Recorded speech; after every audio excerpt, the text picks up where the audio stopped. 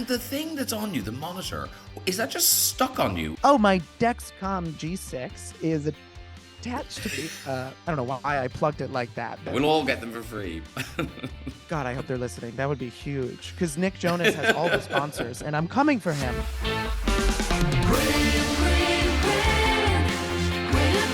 The Graham Norton Radio Show on Virgin Radio.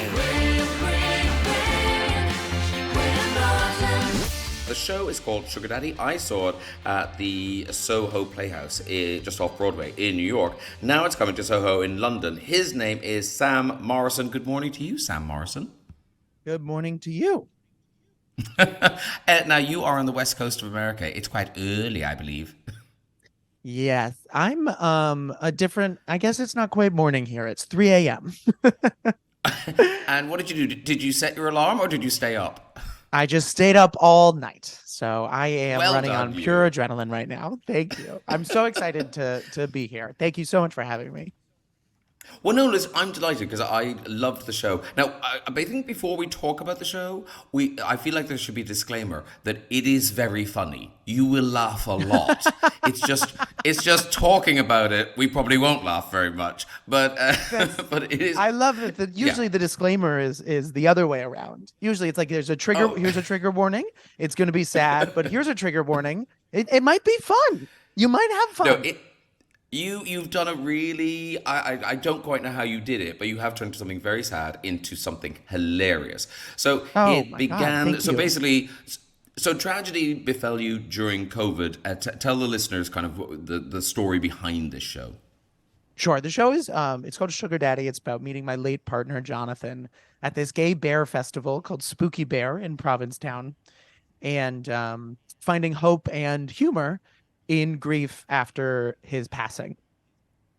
And, because I often find, after funerals, when you're at that kind of gathering after funerals, and that is when people really do laugh hard after funerals. Mm-hmm.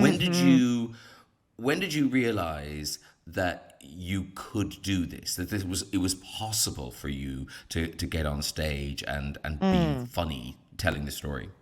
That's so, as soon as the whole time there was humor the whole time. I mean, even from when he went to the ICU for the first time. I mean, there were jokes.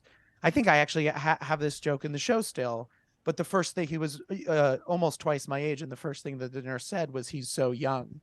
And I was like, "Hold on one second. Hi, Mom."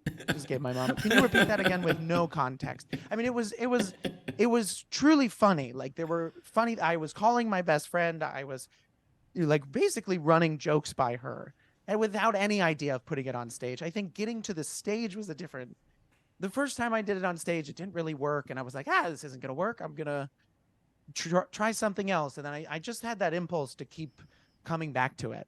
What are the other things in your life that have helped you with grief? Well, screaming about it on stage has been quite helpful. Honestly, the most helpful thing has absolutely been a grief groups. I've been in a bunch of different grief groups, probably too many. I've been in 3. I won all of them. And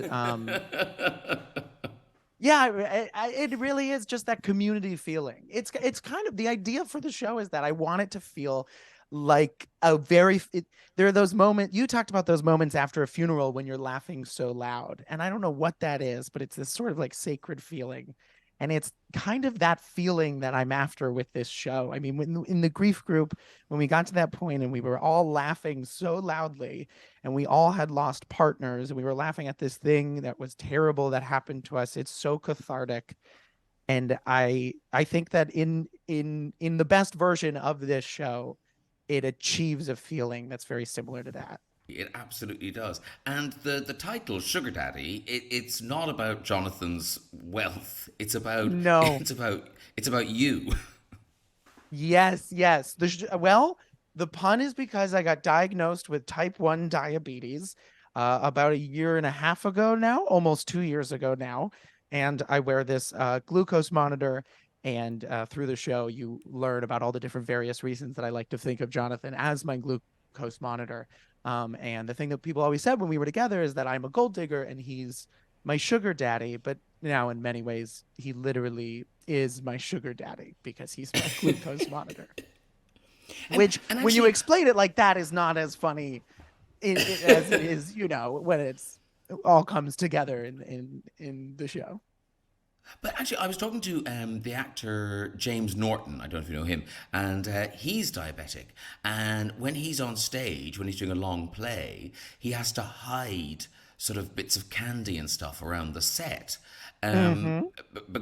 but because you've got that glucose monitor, does that mean you don't have to do that? Well, I like to put just like a big thing of juice on stage for everyone to see. Because I feel like part of it is it's such an invisible disease. And that's part of the reason why it's so difficult. And, one of the many reasons I like talking about it is because A, I love complaining. And B, it's something that I think is, the way to get through invisible diseases is to make them visible.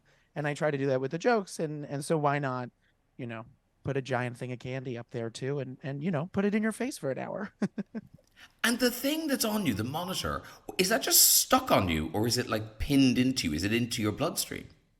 Oh, my Dexcom G6 is attached to me. I don't know why I plugged it like that. They are not a sponsor. I'm just so proud of We'll it. get I them love free talking about now. it. We'll all get them for free. I hope so. God, I hope they're listening. That would be huge because Nick Jonas has all the sponsors, and I'm coming for him.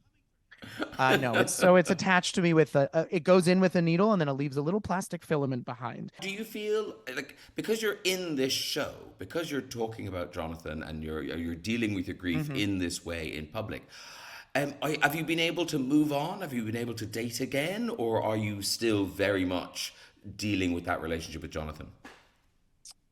Yes and no. I wasn't a yes or I no mean, it's question. none I of my guess I'm business. It's answering not my it. Yeah. business, really. I was just interested. No, I it is your business. I'm so excited to tell you all about it and also everybody all about it. It's something that um it's that there's no good term for. Probably the closest term would be moving forward with, because it's not. Okay, what I'm going to do here is I'm going to explain. The only way that I've been able to understand it is with this diagram, and I'm going to try to explain it, which I know this isn't the best Okay. medium for but there's think of a ball, and that's your grief, and then outside of that ball is another circle, and the ball is hitting right up against the edges of the circle, and that is because the grief is pretty much taking not control of you, but it's such a big impact in your life. Yeah. It's all I could think about for such a long time. And as your life moves forward, that circle grows larger, so there's more of a margin, but that the size of the grief doesn't change. So you still I still miss Jonathan every single day, and that intensity and the love has not changed. I still have those days in which I am crippled by it, but I Yeah. also have been able to move forward and add so much to my life with him as a part of it.